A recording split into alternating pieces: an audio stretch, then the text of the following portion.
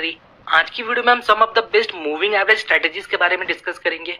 Moving average use करने में जितना सिंपल होता है उतना ही इफेक्टिव होता है। अगर आप एक बिगिनर हो तो आज की वीडियो आपके लिए बहुत हेल्पफुल होने वाली है। प्लीज वीडियो को एंड तक जरूर देखें। तो आइए वीडियो को शुरू करते हैं बिना टाइम वेस्ट किए। आज की डेट में शायद ही ऐसा कोई सक्सेसफुल ट्रेडर होगा जो मूविंग एवरेज यूज ना करता हो। तो मूविंग एवरेज को अंडरएस्टिमेट ना करें, ये सिंपल होने के साथ साथ बहुत एक्यूरेट है। तो थोड़ा बेसिक समझते हैं पहले मूविंग एवरेज होता क्या है। मूविंग एवरेज एक लैगिंग इंडिकेटर है, मतलब ये थोड़ा लेट सिग्नल जनरेट करता है पर इसकी एक्यूरेसी ज्यादा होती है।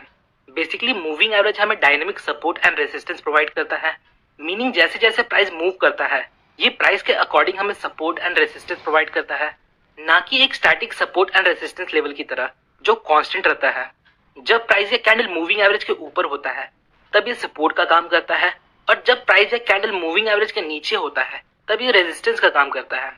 तो आज की स्ट्रैटेजी के लिए हम 50 EMA का यूज करेंगे। इसके लिए आपको सिंपली अपने ट्रेडिंग प्लेटफॉर्म पर जाना है और इंडिकेटर्स में सर्च करना है एक्सपोनेंशियल मूविंग एवरेज और इसे सेलेक्ट करना है। देन आपको इसके सेटिंग्स में जाना है और लेंथ में आपको 50 पुट करना है। अब एक इंपॉर्टेंट बात समझिए, हमें कभी भी किसी इंडिकेटर के बेस पर कोई ट्रेड नहीं लेना। हम इंडिकेटर का यूज अपने प्राइस एक्शन एनालिसिस को कंफर्म करने के लिए करते हैं। अब समझिए मूविंग एवरेज हमें क्यों यूज करना चाहिए। तो जब मार्केट ट्रेंडिंग होता है, मतलब या तो मार्केट अप ट्रेंड में हो या तो डाउन ट्रेंड में, उस समय मूविंग एवरेज हमारे लिए रिलायबल सपोर्ट या रेजिस्टेंस का काम करता है। फॉर एग्जांपल, अगर मार्केट अप ट्रेंड में है तो ये हमारे लिए सपोर्ट का काम करता है। यहाँ आप देख सकते हो मार्केट कैसे मूविंग एवरेज पे सपोर्ट लेकर ऊपर चला जाता है। और अगर मार्केट डाउन ट्रेंड में है तो मूविंग एवरेज हमारे लिए रेजिस्टेंस का काम करता है। यहाँ आप देख सकते हैं किस प्रकार प्राइस मूविंग एवरेज को हिट करता है और नीचे चला जाता है। सेकेंड रीजन हमें मूविंग एवरेज क्यों यूज करना चाहिए। मूविंग एवरेज हमें ट्रेंड रिवर्सल को आइडेंटिफाई करने में हेल्प करता है। एग्जांपल की हेल्प से समझते हैं। यहाँ आपको दिख रहा होगा मार्केट डाउन ट्रेंड में था और जब प्राइस मूविंग एवरेज को ब्रेक करता है तो वहां से एक अप ट्रेंड की शुरुआत होती है। मार्केट अपने ट्रेंड को चेंज करता है। सेम अप ट्रेंड के समय जब प्राइस मूविंग एवरेज को ब्रेक करता है तो यहाँ से एक ट्रेंड रिवर्सल की पॉसिबिलिटी होती है। अब स्ट्रैटेजी की बात करते हैं, हमें इसे यूज कैसे करना है। तो हमने अब तक जो पिछले वीडियोस में सीखा हम उन बेसिस पर मूविंग एवरेज को अप्लाई करके यूज करने वाले हैं। आइए एग्जांपल की हेल्प से समझते हैं। यहाँ मार्केट अप ट्रेंड में है और चार्ट पर 50 पीरियड मूविंग एवरेज अप्लाइड है। सो प्राइस अभी मूविंग एवरेज के पास है। जैसा कि हमने डिस्कस किया था, जब मार्केट अप ट्रेंड में होता है तब मूविंग एवरेज सपोर्ट का काम करता है और अभी प्राइस मूविंग एवरेज के पास है। पॉसिबिलिटी है मार्केट यहाँ से ऊपर चला जाए, पर हमें सिर्फ मूविंग एवरेज के बेसिस पर कोई ट्रेड नहीं लेना, हमें इसके साथ अदर प्राइस एक्शन मेथड को भी अप्लाई करना है। नेक्स्ट, अगर आप ध्यान से देखो तो हमारे पास एक प्रीवियस रेजिस्टेंस लेवल है जो ब्रेकआउट के बाद सपोर्ट बन चुका है।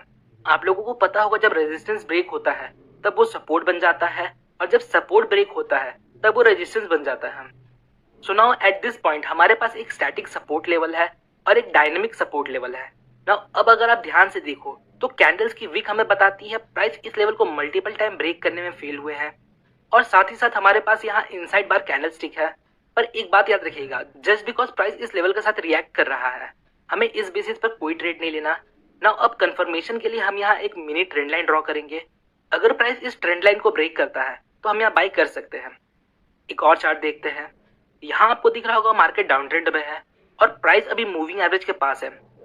जैसा कि हमने डिस्कस किया था, अगर मार्केट डाउन ट्रेंड में है तो मूविंग एवरेज रेजिस्टेंस का काम करता है, तो पॉसिबिलिटी है मार्केट यहाँ से नीचे चला जाए, पर हमें इस बेसिस पर कोई ट्रेड नहीं लेना।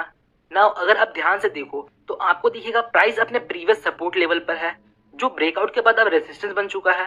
नाउ अब हमारे पास एरिया ऑफ हाई कॉन्फ्लुएंस है। अब हमें कैंडल्स को देखना है।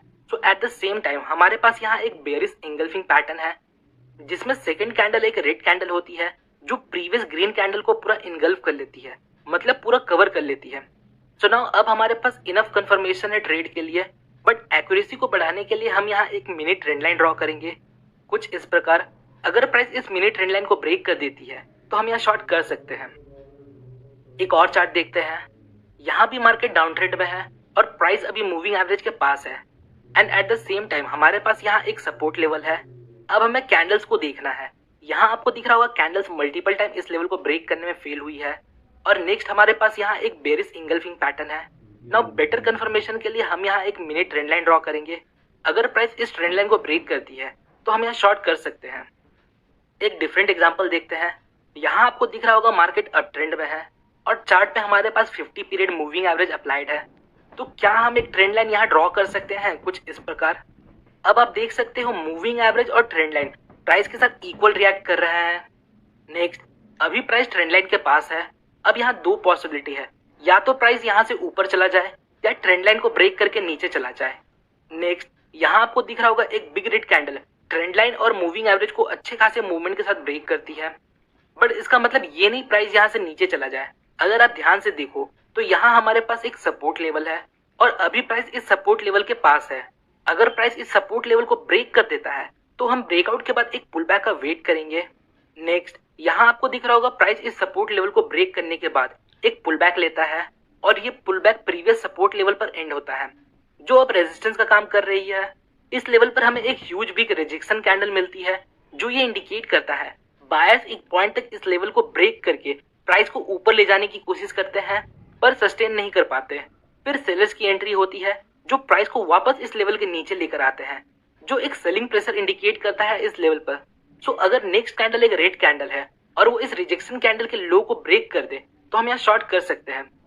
तो ये कुछ तरीके थे जिसके हेल्प से आप मूविंग एवरेज को यूज कर सकते हो। और भी बहुत से तरीके हैं पर आज के लिए इतना ही। होपफुली गाइस आपको इस वीडियो से कुछ सीखने को मिला होगा। अगर आपको